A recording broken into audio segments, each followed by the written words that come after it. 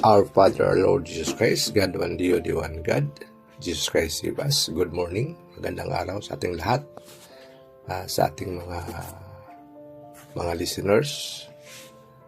Nandito naman po tayo sa ating talakayan ng kaunting panahon na binigyan po natin ng explanations ang mga salita ng Diyos. Sa otoridad na binigay niya sa akin, ako nagpapasalamat po sa inyo sa binigay niyo na kunting time lang. Okay? So, ang talakayan natin ngayon ay ano bang purpose ni Jesus Christ dito sa mundo? So, totoo yun na dumating dito si Jesus Christ. Totoo ang salitang ito, dapat tanggapin natin sa buong puso sa si Kristo Jesus ay dumating sa sanlibutan upang iligtas ang mga makasalanan. 1 Timothy 1:15. Bakit? Bakit iligtas niya? Kasi lahat tayo dito sa mundo ay wala naman tayong tao na hindi nagkasala.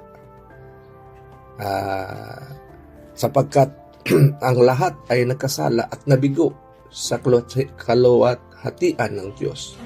Romans 3:23.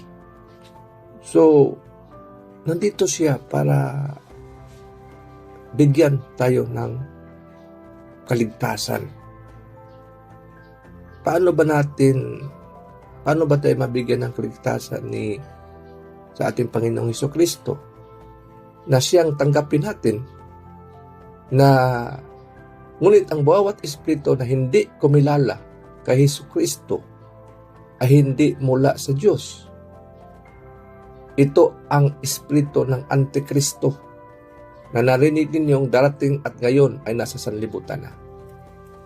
So, kailangan natin tanggapin si Jesus Christ kasi kung hindi tayo kumikilala sa Kanya na si Kristo ay galing sa Diyos, ay dito tayo mahulog sa Antikristo. Sa Antikristo na kung saan i-deny natin siya. At dahil sa katotohanan na natili sa atin at sa inyo habang buhay, na kailangan natin na napalataya tayo sapagkat maraming mga manlilinlang ang lumalabas sa sanlibutang mga taong hindi kumikilala na si Jesucristo ay nagkatawang tao. Na ang ganyang tao ay isang manlililang at isang Antikristo. 2 John 1:7. So, mga papalataya na ang ating Panginoong Diyos na si Jesucristo ay wala talaga siyang, kung sabihin natin anong religion ang nandyan sa kanya. Sa panahon niya, may religion na kasi yung mga magulang niya is mga Jewish. Pero ang dinala niya, actually, hindi yung doktrina ng religion. Ang dinala niya ay yung Word of God na sinasabi niya na nasusulat hindi lamang sa tinapay na mabuhay ang tao, kundi sa bawat salita na nagmula sa bibig ng Diyos. So dito, yung Word of God na sinasabi ni Jesus Christ, yung hinakawakan niya, na yung Word of God na yan, sabi niya na ang mga salita na sinasabi ko sa inyo ay espiritu at may buhay. John 6:63. Na kung saan, hindi tayo mag-base sa religion lamang base sa mga building o mga estruktura. Kasi ang tinitingnan natin niya ngayon ay ang mga taong nampalataya sa Kanya, na kung saan sila yung katawan ni Jesucristo, na siya maong ulo. At ang lahat ng mga bagay ay pinasaalim niya sa ilalim ng kanyang mga paa, at siya ang pinakadakila sa lahat, na ginawa niyang ulo ng iglesia. At ang iglesia ay ang kanyang katawan. Ang kabuuan niya ay pumupuno ng lahat. Mabasa yan sa Ephesians chapter 1, 22 to 23. Na ang iglesia po ay ang katawan, ang namapalataya kay Kristo Jesus, na siya ngayon ang head of the church. Siya po ang head of the church. At dito, in fact, sabi nga niya na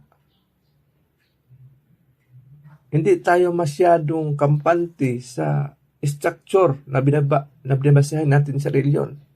At sabi niya sa kanila na nakita ninyo ang lahat ng ito. Katotohanan, sinabi ko sa inyo na walang matitirang bato dito na nakalagay sa ibabaw ng isa pa.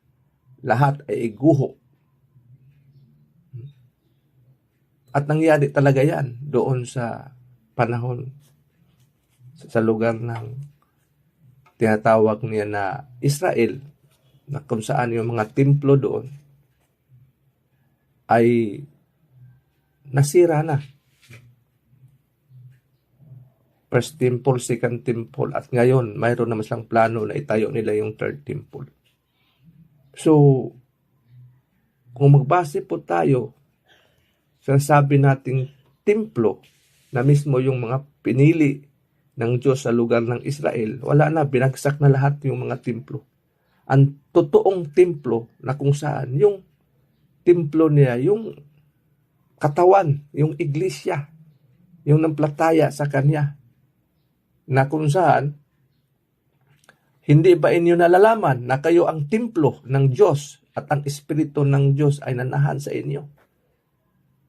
So, ang templo ng Diyos, ang tao, na kung saan ang tao nampalataya sa Diyos, sa pagsimba sa Kanya, sa Espiritu at katotohanan, na siya lang Diyos at walang ibang Diyos, at purihin at papasalamatan. Maski wala mang building, kung nagtipon-tipon yung mga believers niya sa ngalan ni Jesucristo, siya na yun yung templo na sinasabi niya dito sa kasulatan. Na ang templo ng Diyos as Espiritu ay nanahan sa tao.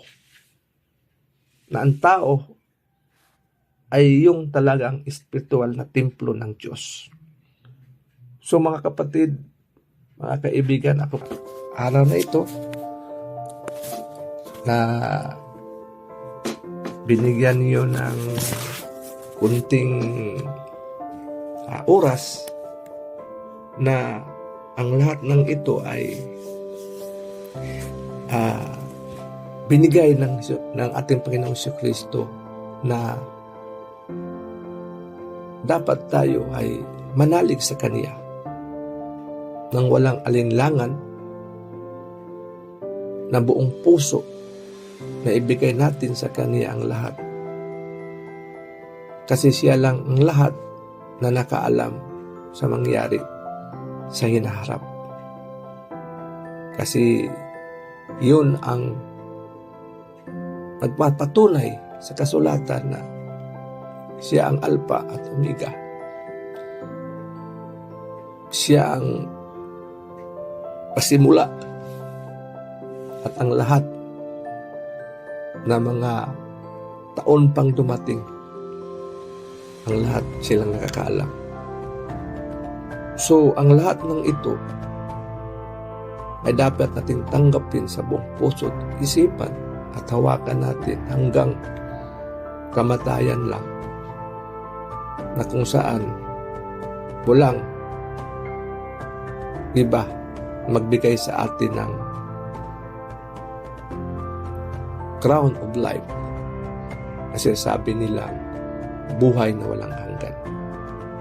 Nampalataya tayo at isurrender natin yung puso natin, isipan natin. Manumbalik tayo sa harapan ng Diyos na wala talagang ibang Diyos maliban sa Kanya, sa ilalim at sa lupa, sa langit, kundi ang pangalan ni Kristo Jesus na nandito at the time that nagkatawang tao siya para makipag-usap sa kanyang mga followers. Kasi sa unang panahon, ang Diyos nakipag-usap lang sa boses. But in the last days, katawan tao talaga siya na binigay mismo ang sarili niya para mapalapit ang tao sa Kanya, na makausap niya face to face. Kaya tanong nga siya ni Philip noon, sino ba yung Ama? Sabi niya, ang Ama at ako ay isa lang. Iisa lang in the physical eyes. Kasi espiritu naman siya. Nagkatawan tao lang siya.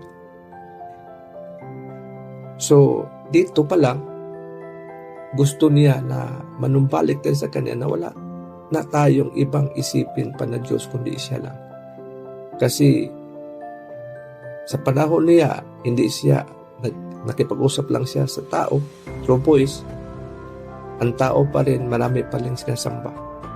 So ngayon, nagpunta na siya para, sabi niya, I am the way, the truth, and the life. Para ang tao ay hindi na malinla at pumukos na sa Diyos walang iba, sa ngalan ni Kristo Jesus. So dito, mga kaibigan, mabigat na problema, bigyan natin ng daan ang milagro ng Diyos walang iba, sa ngalan ni Kristo Jesus, na bigyan ka ng kalakasan espiritual, ng mga problemang material, bigyan ka ng prosperity of spirit to deliver you from death or anumang klaseng mga masamang espiritu, na bigyan ka ng kalagalingang espiritual. Alam, ibang magbigay ng kalayaan kundi ang ating Panginoong Diyos. Siya lang kung walang iba sa mga puso't isipan ng mga followers niya na nakikinig sa Kanya. Dito, mga kaibigan, kapatid, mas nadala-dala mo ngayon yung mga milagrong espiritual, physical, financial, material sa buong buhay mo, at hawakan mo yan.